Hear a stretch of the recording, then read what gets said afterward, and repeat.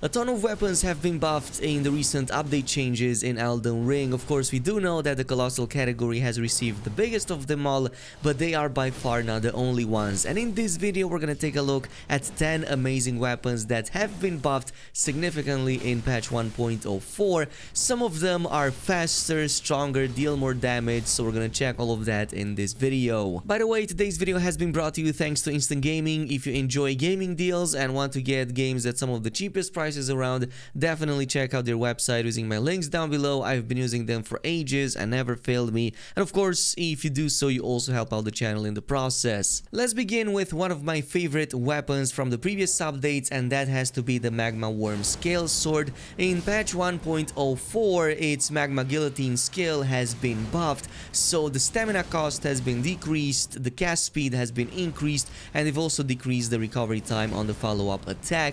This is most noticeable on that follow-up attack. The initial one is still roughly similar after doing some comparisons with some of the old leftover footage that I had from the previous updates, but the subsequent attack is definitely way faster, almost instantaneous, and it also kind of pulls you out of harm's way, so definitely something that you can now group up, deal a ton of damage, and then just quickly get out of a fight. If you do so, you can stack up like 7-8k damage, even with a build that didn't even make use of Flame Granary Strength, which would have probably like increased that damage by another 20% to say the least. Now moving on to number 2, the next one I'm pretty sure a lot of people will be happy about, but the Moonlight Greatsword has also received a number of really welcomed buffs, especially in terms of spamming a little bit more that ability on it. So the Moonlight Greatsword skill on it has had its FP cost reduced, the cast speed has been increased, and the recovery time has been decreased,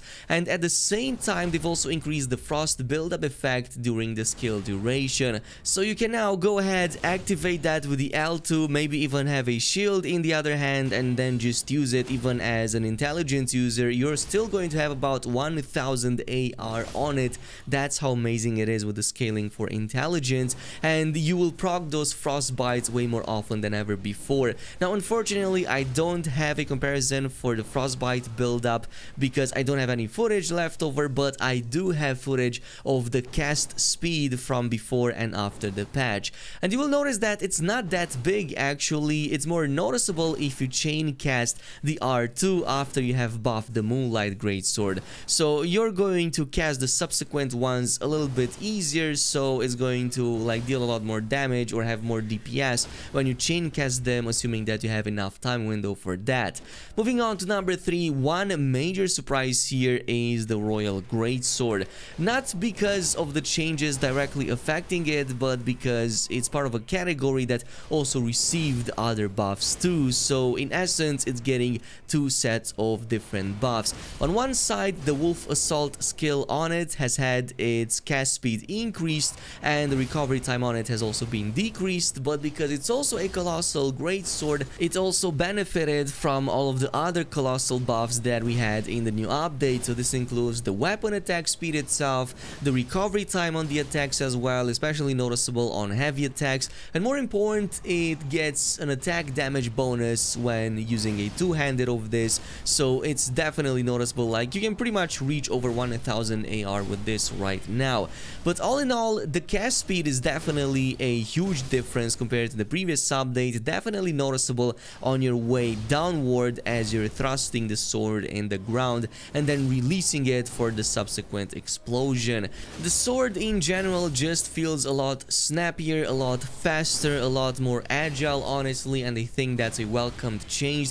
And because the recovery time has been kinda buffed on both the skill and the sword itself, it's easier to follow up with a second attack with the L2, which I think is really awesome. You can stack up a ton of damage really quickly, and this doesn't even begin to count that frostbite build-up that you're also creating. Now moving on to number 4, another huge surprise, even though well bleed has been kinda well nerfed in the new update, is Mogwins Mogwins Sacred Spear. The only change that affects this is the cast speed, which has been increased in the new update, but as you will notice from this footage, it's absolutely insane how much of a difference there is. The point that it now feels that you're fast casting this, like, I'm not even sure how to describe this, but it's a very fast cast now on the Mogwin, which was already a very strong L2 skill, to the point that now you can deal 20k damage to one of these bosses super easily before it even gets a chance to recover or retaliate. With these changes, this pretty much removes even the few downsides that this weapon had, and the only thing you need to care about now is like the last poke in the sky, since that is the lengthiest, but you can completely dodge before that, so interrupt it and follow up with another couple of chain of attacks, since the first two pokes are by far the fastest in the chain. Moving on to number 5, the next one is going to be the Black Knife. We've covered this in the previous updates and how useful it is at reducing enemies' HP, which by the way you now also, well, visibly see on the enemy's HP bar.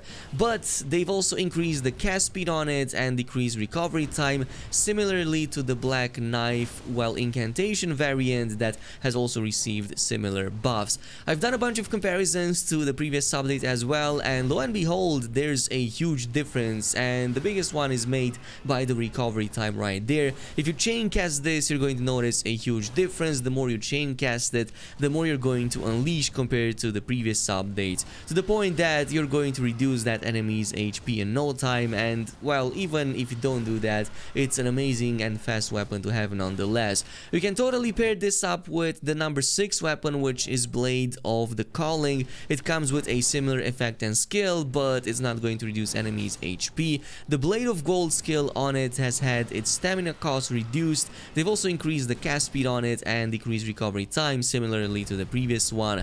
The difference between these two, as I've said, is the fact that this launches a golden sort of projectile that deals also holy damage, but it's going to deal much higher right off the bat damage, and it also seems to do a great job at throwing back enemies and breaking their guards, to the point that you might want to test this out or maybe combine them in one way or another in update 1.04.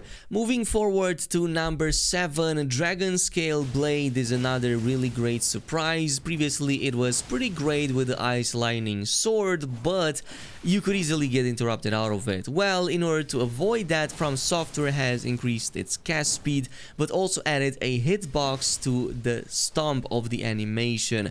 So you will notice this especially if enemies get close to you. Now when you perform the initial stomp in the ground, that one also deals damage, actually interrupts enemies very well, so then you're free to fully unleash the second portion of the attack and the subsequent Ice Lightning Spear. In this case, it's so good in fact that you will want to hug your enemies, because that interrupts them and they won't be able to dodge away in time by the time you hit with the cross slash. But coming up to number 8, let's talk about the Onyx Greatsword, another pretty overlooked weapon that got a nice buff in the new update. The Onyx Repulsion skill had its cast speed increased, decreased recovery time, and also added a window to roll out during the attack to cancel the animation.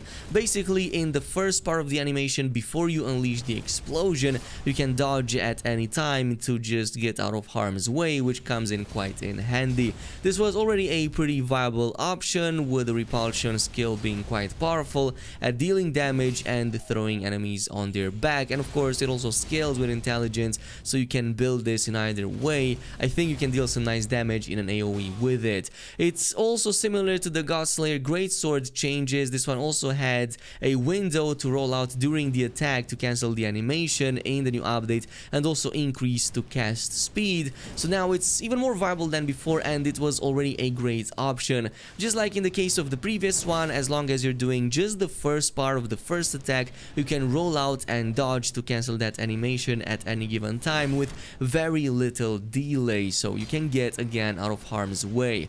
But finally, this brings us to the number 10 weapon weapon on the list, which is Margetts' Cursed Sword. Of course, last but definitely not least, this had its Cursed Blood Slice ability to increase its cast speed and decrease recovery time, and it's definitely noticeable. Again, unfortunately no footage from before the update, but if you play test it yourself, you will notice that there is quite a huge difference. The initial attack is amazing. If you play PvP especially, I assume you're going to be able to just like fake attack with that, kind of like how Margetts is doing it, so most people will not be able to dodge it properly. You also unleash the second attack immediately after that, way faster than before, so all of these explosions, the bleed build up and the good damage on it definitely makes it A tier in my eyes. But totally let me know down below in the comments which one of these is your favorite. Is there any other weapon in the game that I missed, or are there any other weapons that received major buffs like these ones? Thanks so much for watching, and I'll see you guys in the next video.